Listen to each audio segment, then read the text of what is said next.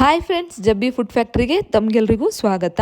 ಇವತ್ತಿನ ವಿಡಿಯೋದಲ್ಲಿ ಒಂದು ಡೆಸರ್ಟ್ ರೆಸಿಪಿಯನ್ನು ಹೇಗೆ ಮಾಡೋದಂತ ಹೇಳಿ ನೋಡುವ. ಕೆಲವೊಬ್ಬರು ಇದಕ್ಕೆ ಫಾಲೂದಾ ಕೂಡ ಹೇಳ್ತಾರೆ.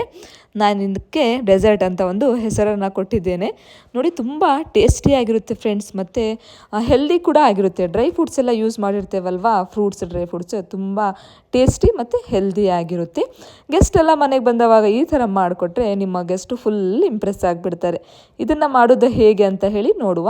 ನಾನು ಇದಕ್ಕೆ ಗಾರ್ನಿಷಿಂಗ್ಗೆ ಏನೇನು ಬೇಕಂತ ಹೇಳಿ ಅದನ್ನು ತೋರಿಸ್ತಾ ಇದ್ದೇನೆ. ಒಂದು ಆ್ಯಪಲ್ ತೊಗೊಂಡಿದ್ದೇನೆ, ಅದನ್ನು ಸಣ್ಣ ಸಣ್ಣಕ್ಕೆ ಕಟ್ ಮಾಡಿಟ್ಕೊಂಡಿದ್ದೇನೆ. ಸ್ಟ್ರಾಬೆರಿ ತೊಗೊಂಡು ಸ್ಟ್ರಾಬೆರಿ ಕೂಡ ಕಟ್ ಮಾಡಿದ್ದೇನೆ. ಅದಾದಮೇಲೆ ಬಾದಾಮಿ ತೊಗೊಂಡಿದ್ದೇನೆ.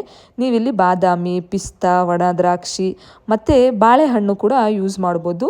ಹುಳಿಯಾಗಿರುವಂಥ ಒಂದು ಪೈನಾಪಲ್, ಅದಾದಮೇಲೆ ಮೋಸಂಬಿ, ಅದನ್ನೆಲ್ಲ ಆರೆಂಜ್ ಅದನ್ನೆಲ್ಲ ಯೂಸ್ ಮಾಡಬೇಡಿ.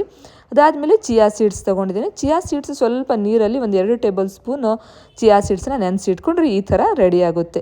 ಅದಾದಮೇಲೆ ಒಂದು ಪ್ಯಾನ್ ತೊಗೊಂಡು ಸ್ವಲ್ಪ ಹಾಲನ್ನು ಹಾಕ್ಕೊಂಡಿದ್ದೇನೆ. ಹಾಲು ಬಿಸಿ ಆದಮೇಲೆ ನಾನು ನೆನೆಸಿಟ್ಕೊಂಡಿರುವಂತಹ ಸಾಬುದಾನ ಅಂದರೆ ಸಾಬಕ್ಕಿ ಇರುತ್ತಲ್ವ, ಅದನ್ನು ನೀರಲ್ಲಿ ನೆನೆಸಿಟ್ಕೊಂಡಿದ್ದೆ ಅರ್ಧ ಗಂಟೆಗಳ ಕಾಲ. ಸ್ವಲ್ಪ ನೀರು ಮತ್ತು ಸಾಬಕ್ಕಿಯನ್ನು ನಮ್ಮ ಹಾಲಲ್ಲಿ ಮಿಕ್ಸ್ ಮಾಡಿಕೊಂಡು ಚೆನ್ನಾಗಿ ಕುದಿಸ್ತಾ ಇದ್ದೇನೆ. ಒಂದು 5 ನಿಮಿಷ ಬೇಯಿಸ್ಕೊಂಡ್ರೆ ಸಾಕು, ಯಾಕಂದರೆ ನೆನೆಸಿಟ್ಕೊಂಡಿದ್ವಲ್ವ ಬೇಗ ಬೆಂದುಬಿಡುತ್ತೆ.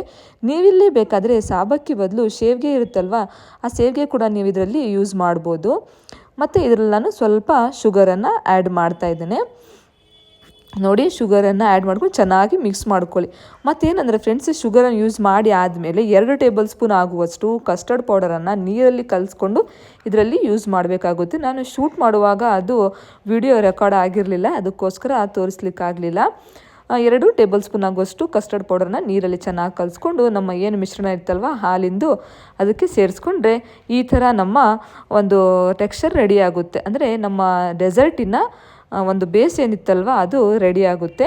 ನೋಡಿ, ವಿಡಿಯೋದಲ್ಲಿ ತೋರಿಸ್ತಾ ಇದ್ದೀನಲ್ವಾ, ಹೀಗೆ ಕಸ್ಟರ್ಡ್ ಪೌಡರ್ ಹಾಕಿರೋದ್ರಿಂದ ಚೆನ್ನಾಗಿರುವಂತಹ ಒಂದು ಕಲರ್ ಬಂದಿದೆ. ಅದಾದಮೇಲೆ ಇದು ಫುಲ್ಲು ಕಂಪ್ಲೀಟ್ ಕೂಲ್ ಆಗಬೇಕು. ಬಿಸಿ ಬಿಸಿ ಇರುವಾಗ ಡೆಸರ್ಟ್ ಗ್ಲಾಸಿಗೆ ಸರ್ವ್ ಮಾಡಬೇಡಿ. ಯಾಕಂದರೆ ನಾವು ಫ್ರೂಟ್ಸ್ ಯೂಸ್ ಮಾಡಿರ್ತೇವಲ್ವ, ಫ್ರೂಟ್ಸ್ ಎಲ್ಲ ಬಿಸಿಗೆ ಮೆಲ್ಟಾಗಿ ಚೆನ್ನಾಗಿ ಬರೋದಿಲ್ಲ, ಟೇಸ್ಟ್ ಕೂಡ ಚೆನ್ನಾಗಿ ಬರೋದಿಲ್ಲ. ಅದಕ್ಕೋಸ್ಕರ ಎಲ್ಲ ತಣ್ಣಗಾದಮೇಲೆ ಒಂದು ಗ್ಲಾಸಲ್ಲಿ ನಮ್ಮ ಏನು ಪಾಯಸ ಇತ್ತಲ್ವ, ಡೆಸರ್ಟಿನ ಬೇಸ್, ಅದನ್ನು ಹಾಕ್ಕೊಳ್ಬೇಕಾಗುತ್ತೆ. ಹಾಕ್ಕೊಂಡಾದಮೇಲೆ ಗಾರ್ನಿಷಿಂಗ್ ಮಾಡುವ.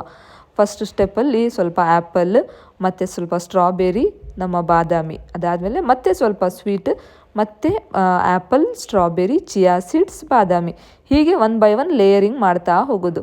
ಮಾಡಿ ಫ್ರಿಜ್ಜಲ್ಲಿ ಬೇಕಾದರೆ ನೀವು ಇಡ್ಬೋದು, ಹಾಗೆ ಕೂಡ ತಿನ್ಬೋದು. ಫ್ರಿಜ್ಜಲ್ಲಿಟ್ಟು ತಿಂದರೆ ಇನ್ನೂ ಸ್ವಲ್ಪ ಚೆನ್ನಾಗಿ ಬರುತ್ತೆ ಮಧ್ಯಾಹ್ನದ ಹೊತ್ತು ಆಗಿದ್ದರೆ. ಇದನ್ನು ನೀವು ನಿಮ್ಮ ಗೆಸ್ಟ್ ಬಂದವಾಗ ಕೂಡ ಮಾಡಿಕೊಡ್ಬೋದು. ಇಲ್ಲ ಅಂತ ಹೇಳಿದರೆ ನೀವು ಕೂಡ ಮಾಡಿಕೊಂಡು ಇದರ ಟೇಸ್ಟನ್ನು ಫೀಲ್ ಮಾಡ್ಬೋದು. ನಿಮ್ಮ ಜ್ಯೂಸ್ ಅಂಗಡಿ ಇದ್ದರೆ ಈ ರೆಸಿಪಿನ ನೀವು ನಿಮ್ಮ ಮೆನುಗೆ ಆ್ಯಡ್ ಮಾಡಿ ನೋಡಿ, ತುಂಬ ಡಿಮಾಂಡ್ ಬರುತ್ತೆ. ಅಷ್ಟು ಟೇಸ್ಟಿಯಾಗಿರುತ್ತೆ ಫ್ರೆಂಡ್ಸ್ ಇದು. ನಿಮಗೆ ನಾನು ಮಾಡಿರುವಂತಹ ವಿಡಿಯೋ ಇಷ್ಟ ಆದರೆ ಪ್ಲೀಸ್ ನನ್ನ ವಿಡಿಯೋಗೊಂದು ಲೈಕ್ ಕೊಡೋದನ್ನು ಮಾತ್ರ ಮರಿಬೇಡಿ. ಚಾನಲ್ಗೆ ಹೊಸಬರಾಗಿದ್ದರೆ ನನ್ನ ಚಾನಲನ್ನು ತಪ್ಪದೇ ಸಬ್ಸ್ಕ್ರೈಬ್ ಮಾಡಿ. ಹೀಗೆ ಹೊಸ ಹೊಸ ವಿಡಿಯೋವನ್ನು ನಾನು ತರ್ತಾ ಇರ್ತೇನೆ. Thanks for watching friends.